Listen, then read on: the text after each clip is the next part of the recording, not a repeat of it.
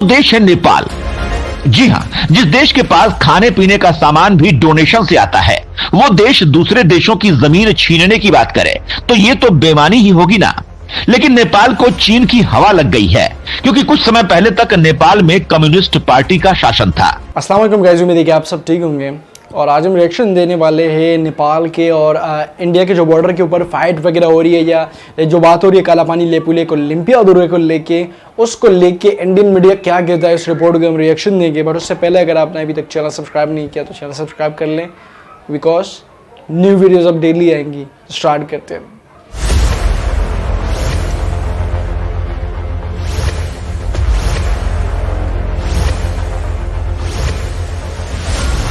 चीन को छोड़िए, नेपाल दिखा रहा है भारत को आंखें।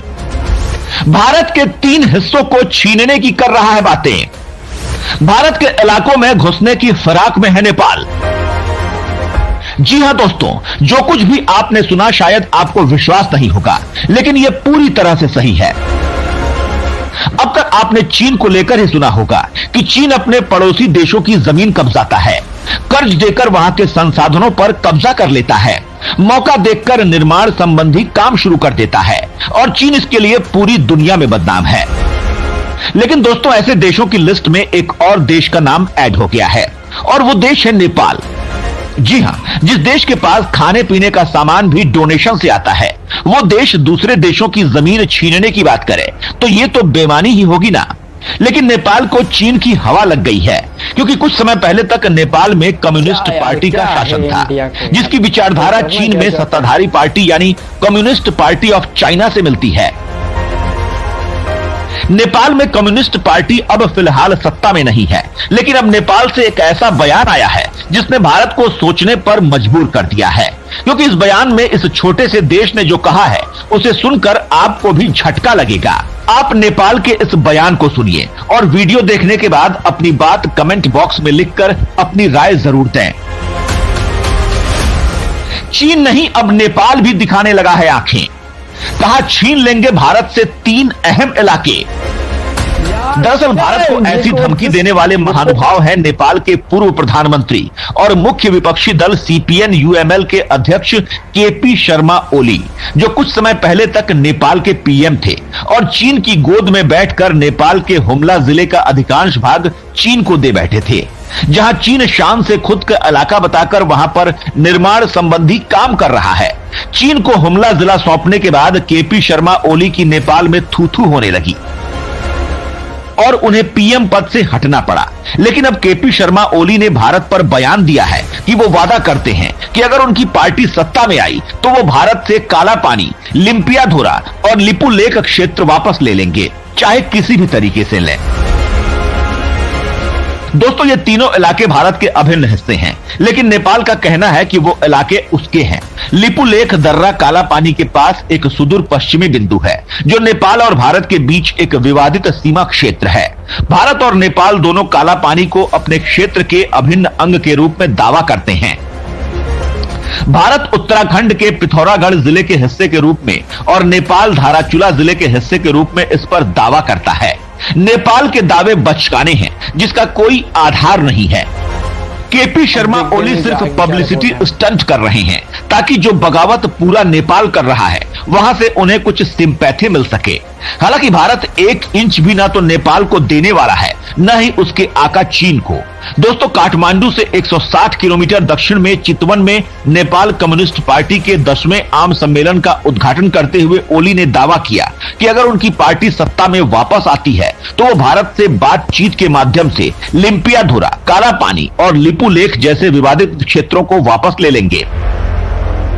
हालांकि केपी शर्मा ओली भारत की ताकत से परिचित हैं, इसलिए उन्होंने ये भी कहा कि हम बातचीत के जरिए समस्याओं के समाधान के पक्ष में हैं, न कि पड़ोसियों से दुश्मनी करके। हालांकि भारत अपनी सरहदों की सुरक्षा करने के लिए प्रतिबद्ध है और किसी भी प्रकार से भारत अपने इलाकों की सुरक्षा करेगा। उत्तराखंड की सड़क को अपना बताता है नेपाल। अब चीन के साथ नेपाल के साथ होने वाला है पंगा। दोस्तों पहले आप नेपाल की सोच और भारत के इलाकों को कब्जाने की उसकी प्लानिंग को जानिए। दरअसल केपी शर्मा ओली ने कहा कि उनकी पार्टी अगले साल होने वाले आम चुनाव में सबसे बड़ी राजनीतिक ताकत के रूप में उभरने वाली है और वो पूरे नेपाल से ये वादा करते हैं कि सत्ता में आने के बाद वो भारत से 3 अहम इलाके लिपुलेख, काला पानी और लिम्पियाधुरा को वापस लेकर रहेंगे। दोस्तों भारत द्वारा उत्तराखंड में लिपुलेख दर्रे को धाराचूला से जोड़ने वाली 80 किलोमीटर लंबी रणनीतिक रूप से महत्वपूर्ण सड़क 8 मई 2020 को खोले जाने के बाद द्विपक्षीय संबंध तनावपूर्ण हो गए थे।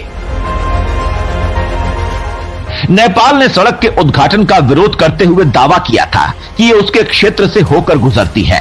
कुछ दिनों बाद नेपाल लिपुलेख, काला पानी और लिम्पियाधुरा को अपने क्षेत्रों के रूप में दिखाते हुए एक नया नक्शा लेकर आया। भारत ने इस कदम पर तीखी प्रतिक्रिया व्यक्त की थी और नेपाल को चेतावनी दी थी। कमाल की बात तो यह है कि नेपाल ने ये बातें भारतीय अधिकारियों और बड़े नेताओं के सामने कही हैं, क्योंकि इस प्रोग्राम में नेपाल के प्रमुख राजनीतिक दलों के नेताओं के अलावा बांग्लादेश, भारत, कंबोडिया और श्रीलंका सहित विभिन्न देशों की पार्टियों के प्रतिनिधियों ने भी इस कार्यक्रम में भाग लिया। भारतीय जनता पार्टी नेता और पूर्व मंत्री हर्षवर्धन उन विदेशी प्रतिनिधियों में शामिल थे जिन्होंने आम सम्मेलन के उद्घाटन कार्यक्रम में भाग लिया था। दोस्तों नेपाल वो देश है जिस पर भारत चाहकर भी अटैक नहीं कर सकता, क्योंकि नेपाल ना तो आत्मनिर्भर देश है, न ही उसकी सेनाएं इतनी सक्षम है कि वो भारत का मुकाबला कर पाए। उल्टा भारत तो नेपाल को डोनेशन तक देता है ताकि उसका गुजारा हो सके। वहीं नेपाल की जमीन चीन के हाथों में जाने से बचाने के लिए भी भारत सतर्क रहता है।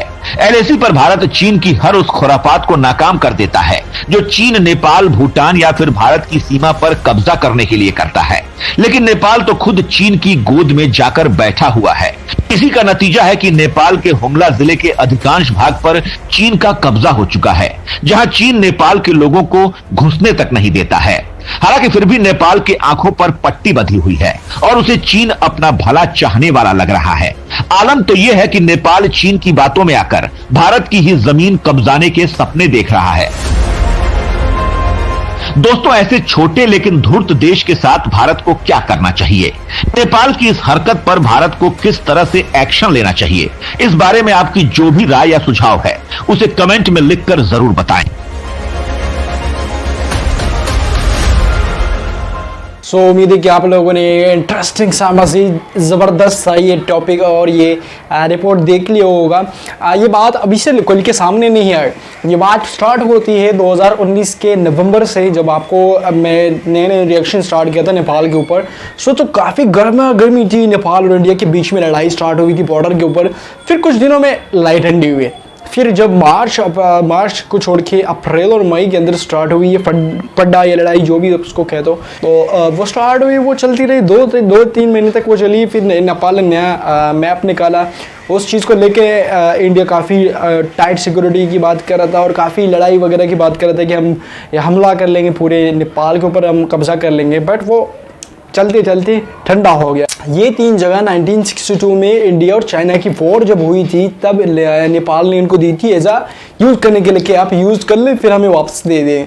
तो उस चीज़ के ऊपर इंडिया ने फिर इसके ऊपर कब्जा कर लिया और फिर नहीं दी इन जगहों की, क्योंकि अगर ये जगहें नेपाल के पास होती उस टाइम पे तो वो इजीली वहाँ से आ जाते, क्योंकि ये एक पहाड़ी इलाका है ना, कि पहाड़ी इलाका है। तो उन जगहों पे क्या कर लेता चीन, पहाड़ियों पे आ जाता और वो पर से ही उन पे फायरिंग करता या उनके साथ लड़ाई करता था। तो उस चीज़ को लेके इंडिया ने ये जगह जो है ना नेपाल से लेके अपने पास रख ली कि हाँ चलो हम इस जगह पे अपने बॉर्डर अपना वो कर लेंगे और फिर बाद में जब लड़ाई ख़त्म हो जाएगी बट वो दे देंगे। बट वो बाद में नहीं दिया, क्योंकि एक ऐसी जगह है ना कि पहाड़ी है, तो ये चाइना के लिए काफ़ी हेल्पफुल हो जाएगा। अगर ये इंडिया जो है ना वापसी दे लेता है, पहले तो देगा नहीं, अगर नेपाल इनसे ले लेते हैं, नहीं भी लेता, तो अगर चाइना इस जगह पे कब्जा कर लेता है तो आधे इंडिया को वो कंट्रोल कर लेगा, क्योंकि यहाँ पे इनके बॉर्डर के साथ इनके जो आर्मी के बेस होते वो है और वो एक पहाड़ी इलाका चाइना को मिल जाएगा, तो वो वहीं से फायरिंग करके पूरे नहीं तो आधे इंडिया पे कब्जा कर लेगा। तो इस चीज़ के लिए नेपाल को ये जगह वापसी नहीं मिलने वाली इंडिया की तरफ से, कहना ये।